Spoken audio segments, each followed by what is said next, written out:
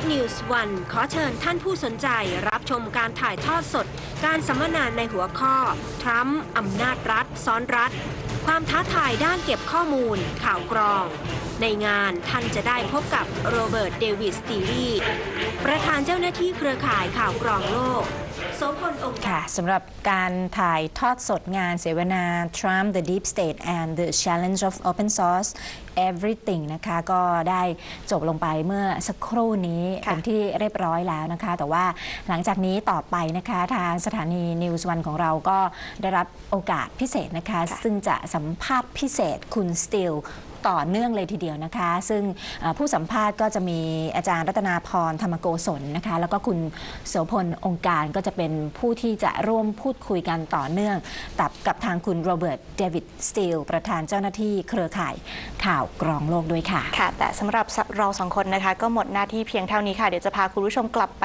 ที่มหาวิทยาลัยธรรมศาสตร์กันต่อค่ะสวัสดีค่ะเรายังคงอยู่กับโรเบิร์ตเดวิดสตีลนะครับซึ่งมาเลคเชอร์เรื่องทรัมป์แล้วก็รัฐซ้อนรัฐแล้วก็การเก็บข้อมูลข่าวกรองอยู่กับอาจารย์รัตนพรธรรมโกศลนะครับก็ธรรมโกศลนะครับจะถามสตีลดูว่าเขาคิดอย่างไรเกี่ยวกับเรื่องทรัมป์นะ Trump has completed his first 100 days in office and now we just want to know that you have given a mark how high the marks you have given him D minus. D minus. Yes. That's that bad. Oh, yes. That's good. That's very bad. That's very bad. In your view. Yes. So how can we trust him from now on? Do we trust him to lead the country from now on? The short answer is no.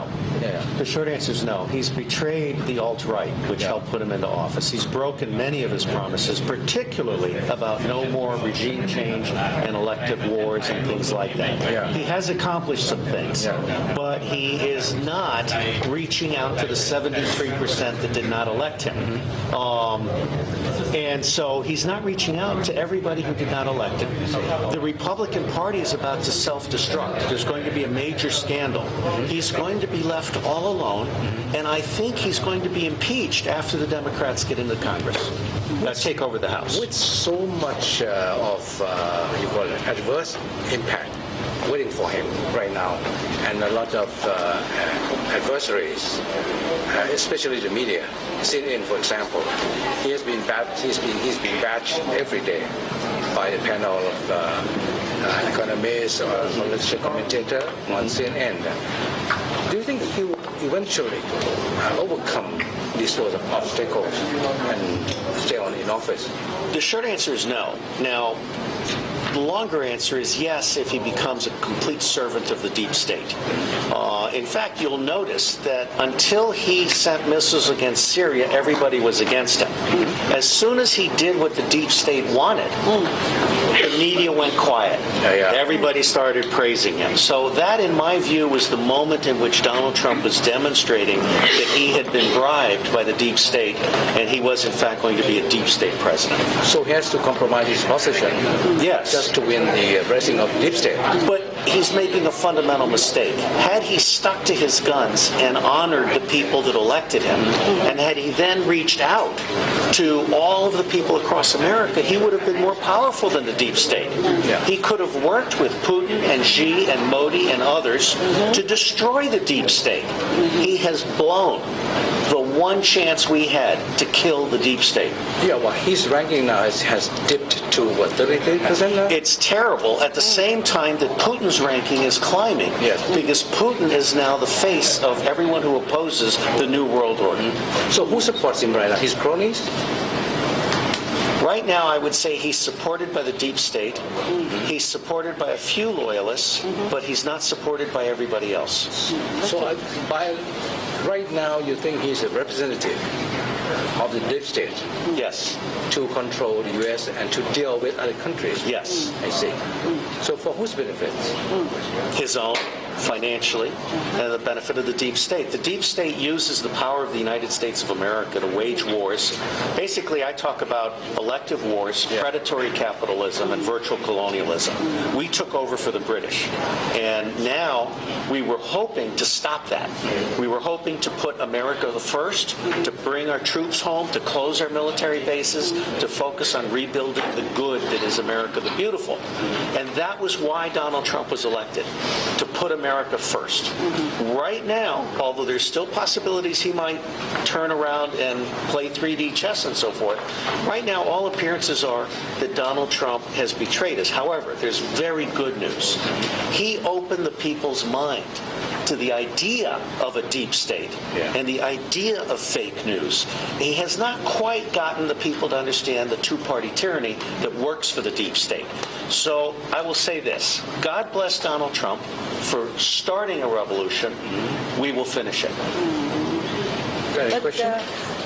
Now, it's something like the Trump penetrated into Asia, and sorry to say that the people, the Asian people don't trust him. Well, they're smart people. So, what's your idea on that one? Because it's something like the people are afraid that he's going to start some war between there. I agree. They should be afraid. But one of the things that I'm finding is that Asia is about to experience, I think, an explosion of independence. Yeah. And I believe that when Trump comes to Asia, Duterte and others should say, Donald, butt out. We got it. Don't get into our business. Do you think he's got feeling to start a war with North Korea? No, I think he's a theatrical posturer. Yeah, and my friend, my Korean friend, he's a security. He said, oh no, the Korean people don't fight, North Korean and South Korean don't fight for American. Right. What about your idea on this? Well, the deep state is everywhere, and North Korea is owned by the Rothschilds, as the same as all other countries. War is used to manipulate stock prices. Goldman Sachs made some bad bets. They bet that oil was going to go higher than it actually is. So right now, the deep state wants a war in order to manipulate prices and protect its position. The American people do not want a war, but the American people are not being heard because the mass media works for the deep state. So I think it's up to the people in Asia and their governments to create a narrative that is against the deep state and a narrative that specifically says, America, your wars are not welcome here. You've spent 2 years in Thailand in the late 60s, right? And right now you are here. What kind of message you want to give to Thailand on deep state? Throw it out. Get rid of it. I see. So that we need a lot of hard work to do that. Yes, you do, and I really admire your intelligence community. I met with them today. They've got some really smart people with big open minds. And what we talked about was the importance of making the truth the engine for peace and prosperity. So today the secret intelligence world spies and lies and does a few little things. But if they move toward open source intelligence, and if they work with academics and businesses and labor unions and others, and they create a smart nation in which all of this information becomes available to the public. In fact, I'd like to see an ASEAN open source intelligence agency which is able, every time Donald Trump or Rex Tillerson tell a lie, we should be able to say from Asia, excuse me, that's not true. And here are the facts. Right now, you can't do that. Any question? No. Okay. Thank you so much for your time again. Okay. Oh, it's my pleasure. Yeah, I'm so glad to be here.